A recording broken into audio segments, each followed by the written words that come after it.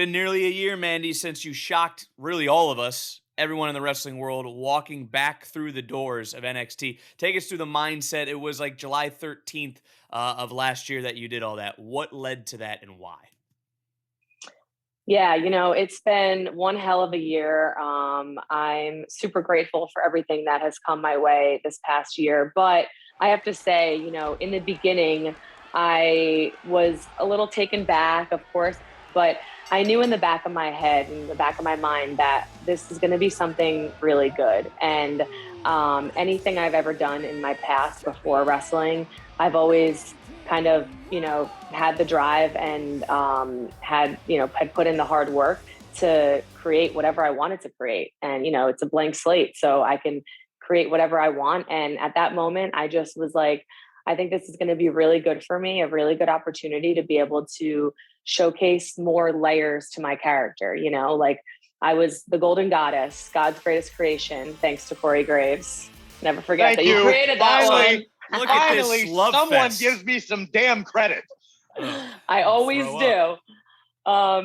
Definitely created that great tagline. And so, I was the eye candy and all that. And it's all great and all, but I always, even when I first started and I didn't know what my character was going to be, primarily in the beginning, but I always envisioned myself, I walk into a room and everyone stares, I'm not being cocky, but that's reality. Right. So the biggest thing That was was the like, most awesome humble brag of all time. I love it.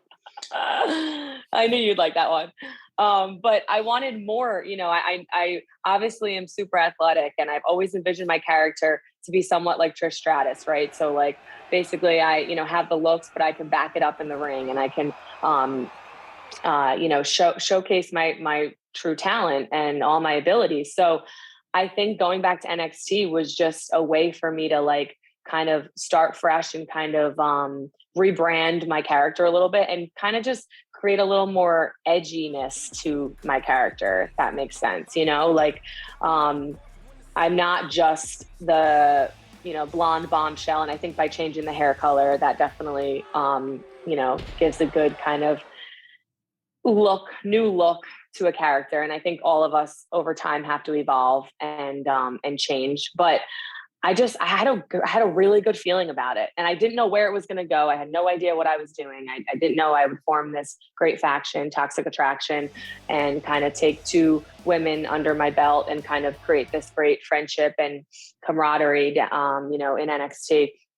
And I've really been enjoying my time so much that I love it. And I mean, I don't see anyone taking this title away from me, to be honest. So I'm extremely happy right now. Compare and contrast for me the difference from your perspective personally. You came from the fitness world. You weren't a wrestling person when you arrived in WWE.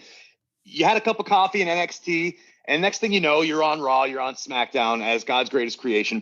Compare that experience to what you're dealing with now and you returning to NXT as far as developing your character. To your point, you had a lot of chances to experiment.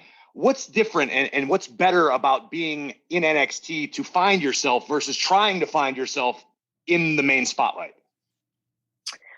I would say confidence is a big one. I feel like I've always had that confidence from the get-go, but I felt like then I was a bit kind of just go with the flow, like, throw something at the wall and see if it sticks type of thing. And, when you're newer too, like, to be honest, I never really was put on NXT TV when I was in NXT.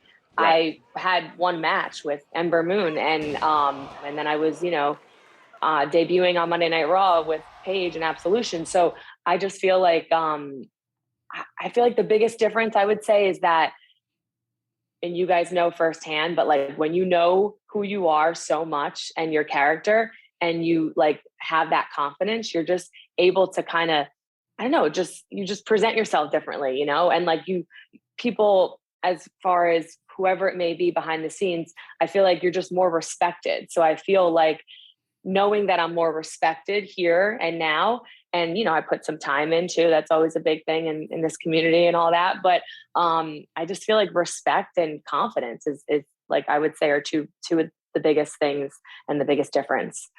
Manny, we're a little over a week away from SummerSlam, where the Raw Women's Championship will be defended. Bianca Belair defends against Becky Lynch. The SmackDown Women's Championship, Liv Morgan will defend against Ronda Rousey.